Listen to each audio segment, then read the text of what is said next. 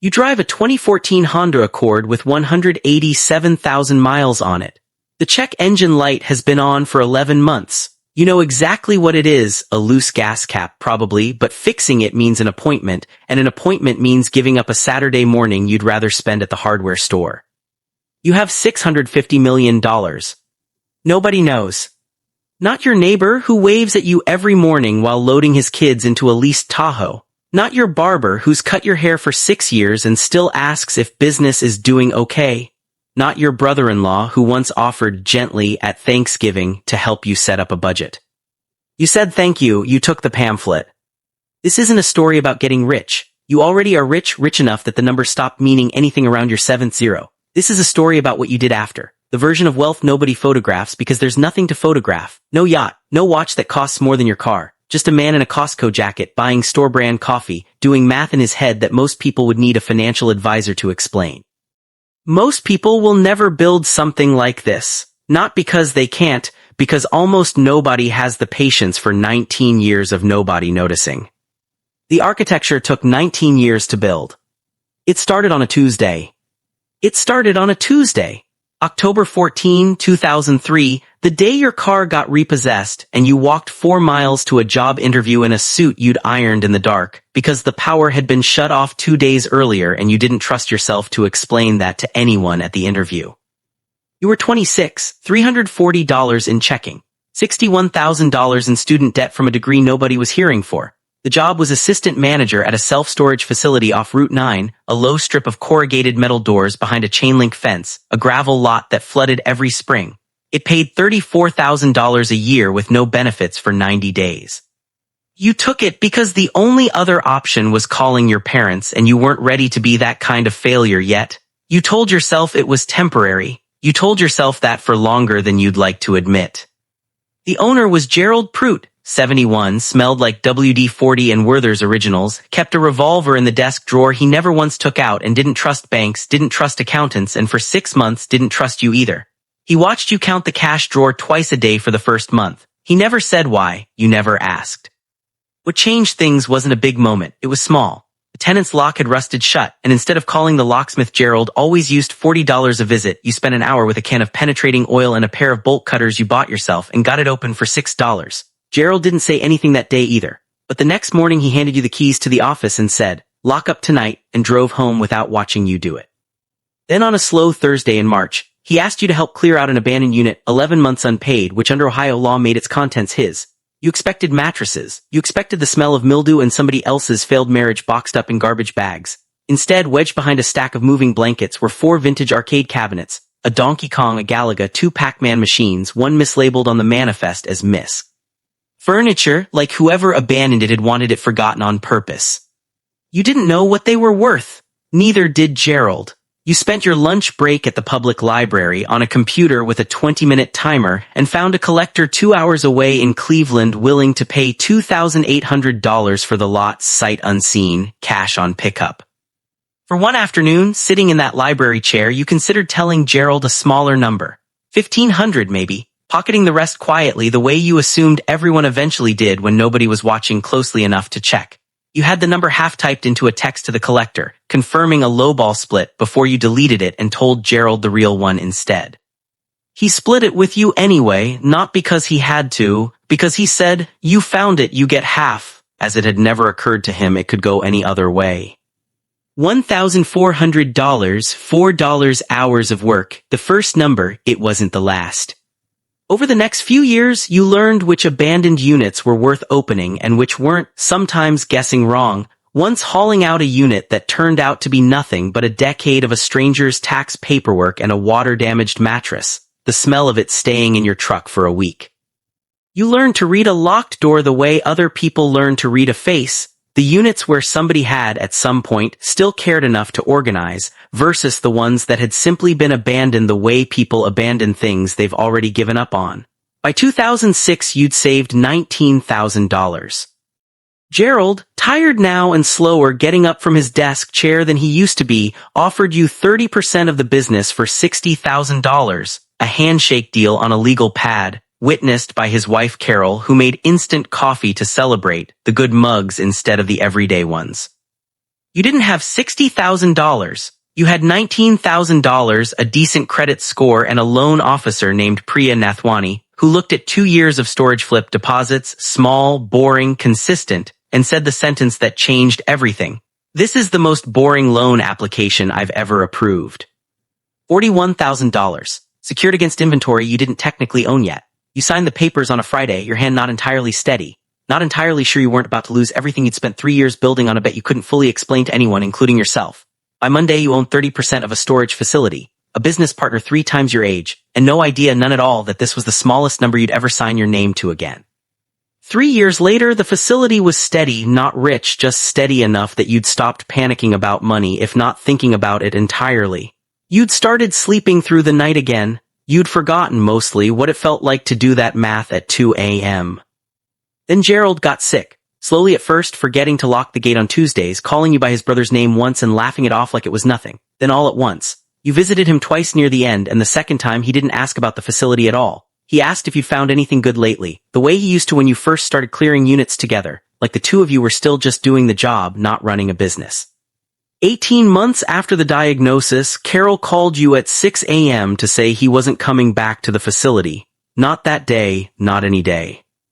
You bought out the remaining 70% for $210,000. Priya, still your loan officer, still unimpressed by drama, approved it in 4 days. You've never missed a payment, she said. That's the whole application. You own the facility outright at 33, 91 units, full occupancy, a wait list. That should have been the story, it wasn't.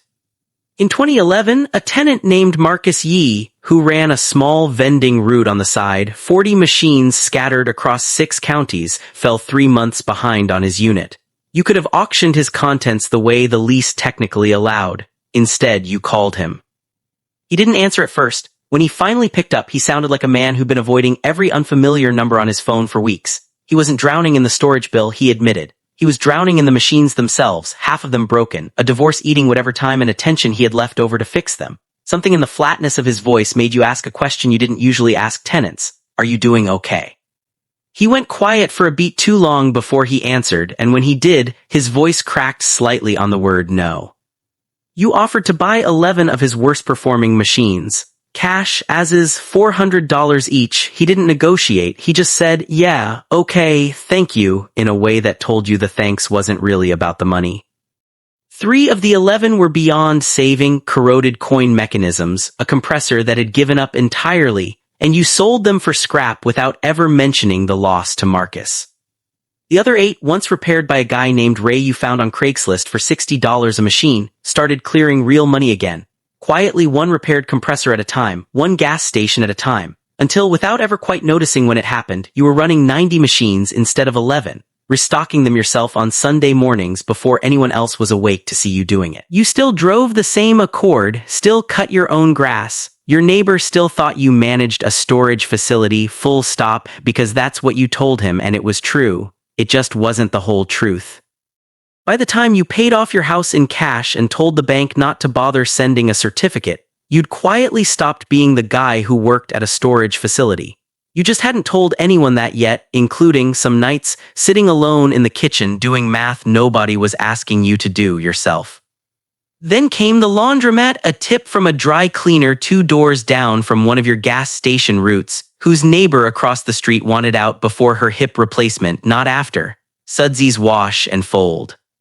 22 machines, a faded blue awning nobody had repainted since 1994, and a part-time attendant named Bethany who'd worked there since before you'd ever set foot in a storage unit, and who knew every regular customer's cycle preference by heart. Cold wash, the woman in 4B, extra rinse, the man who came in Thursdays smelling like a kitchen. You sat in your car for 11 minutes with 3 years of the owner's real tax returns, not the version she showed customers, before you let yourself feel anything about what you'd found. The machines only needed to be full 19 days a month to cover every expense. The other 11 were pure margin, quietly compounding whether you paid attention to them or not. You bought it, you didn't rebrand it, you didn't touch the awning. You kept Bethany because she already knew how to run it better than you ever would, and because firing her to save $400 a month felt like exactly the kind of math Gerald would have been ashamed of you for doing. Somewhere around then, you noticed a pattern forming in yourself, and it unsettled you a little on the drive home one evening. You weren't building things anymore. You were finding tired people, a widower, a woman with a bad hip, a man drowning quietly in his own vending machines and taking the weight off their hands one handshake at a time and getting rich doing it. Some nights you weren't sure if that made you generous or just patient in a way that looked like generosity from a distance, to people who weren't looking closely enough to tell the difference. The years that followed blurred into one quiet rhythm, another facility here, bought from a man who wanted to retire to Florida and never speak of parking meters again. Another laundromat there, bought from a couple splitting a business the way they were splitting everything else that year. Always a tired owner in a town with one stoplight, always the same handshake, always the same terms Priya had helped you write once and never needed to rewrite. By 2023, without ever making a single dramatic move, without a single headline, without ever once feeling like the version of success people write books about, you owned 11 storage facilities, 19 laundromats, and enough vending machines that you genuinely, honestly lost count somewhere around 300. Combined, it was clearing $34 million a year, not because any single piece of it was remarkable, but because there were, by then, dozens of them, each one boring enough that nobody else had ever wanted it badly enough to compete for it. And somewhere in a filing cabinet in your home office, the only room in the house Carol had ever seen, back when she still brought over Gerald's old paperwork before she stopped driving altogether, sat a folder Priya had started calling, without irony, the boring file. Not $650 million, not yet, but close enough that the difference had stopped feeling entirely real, the way a number stops feeling real once it's long enough that you have to count the zeros instead of just reading them. 2023 didn't feel like a turning point. It felt like a Tuesday until Priya called from a new number at a bigger bank now, the kind that handled loans with more zeros than she used to see in a month, and said, "I think you should stop thinking small. You've been running this like it's still 2006. She introduced you to Renata Akafer, who ran acquisitions for a self-storage REIT out of Charlotte, wore a watch you recognized but couldn't have named the brand of, and spoke like someone who'd said the same reassuring things to a dozen nervous sellers before you and would say them to a dozen more after. Renata didn't want your buildings. She wanted your system, the relationships, the pipeline of tired owners you'd quietly built a reputation with over 2 decades, one handshake at a time, in a language she called deal flow, and you'd never once called anything at all. The first offer in March 2024 was $310 million. You said no, not out of greed, out of habit. You'd never sold anything in your life. Selling felt like admitting the boring file was finished, and some part of you, sitting across from Renata in a rented conference room with bad coffee, wasn't ready to admit you were finished either. There was a week mid-negotiation when you almost walked away for good.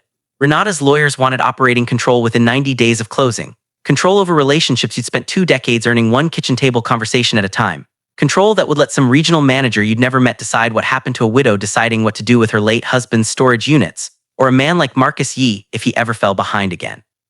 You told Priya late on a Sunday that you'd rather keep running all of it forever alone at 47 than hand it to somebody who'd never sat across from someone in exactly that position and asked if they were doing okay before asking about the money. Priya didn't argue with you. She never had. She just said, "Give me a week," and renegotiated instead. It took 6 more weeks. 14 months of due diligence later, the number was $646 million at 19 times trailing earnings for 19 laundromats, a coincidence that felt almost too neat to be real, the kind of detail you'd have distrusted in someone else's story. It was structured as cash plus a 2-year consulting agreement nobody, least of all you, expected you to actually show up for. You signed the papers in a conference room in Charlotte with Renata, 2 lawyers whose names you forgot within the hour, and Priya on speakerphone from a bank branch in Ohio she'd never once left in 20 years of doing business with you. Nobody in the room asked what you were going to do with it. Renata just said, "Congratulations," the way you'd say it to someone who'd finished a marathon, not won a lottery, because she knew better than almost anyone alive that it hadn't been luck. Add the $4.3 million already sitting quietly in the boring file, 2 decades of not spending money you didn't need to spend, and the number came to $650,300,000, give or take the kind of rounding error that used to matter to you and technically didn't anymore. You drove home from the airport in the Accord. The check engine light was still on.